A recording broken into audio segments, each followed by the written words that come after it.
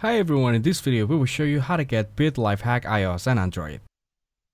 First up, let's talk about the joystick feature. With this tool, you can move your character around the game just by using your phone, kind of like using a joystick in a video game. There's also a tap to walk option. Just tap anywhere on the screen and your character will walk to that spot. It's super convenient way to explore without having to actually walk around in real life. You can even change how fast your character moves, go faster or slower depending on how you like to play. Features like the joystick and tap to walk are part of special version of Pokémon Go that lets you play comfortably from home.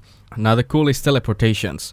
This lets you instantly move your character to any place in the world. Just type in the name of the city or spot you want to go, hit search, and then press and hold on the screen until a menu shows up.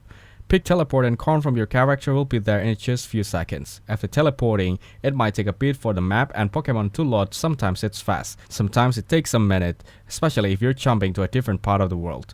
Teleporting is great if you live in a smaller town or want to check out big cities or special game events. If you want to try this out for yourself, head over to itwicked.net. They've got step-by-step guides on how to set up the modded Pokemon Go and start using these awesome features. Thanks for watching, like the video and subscribe to the channel for more content like this.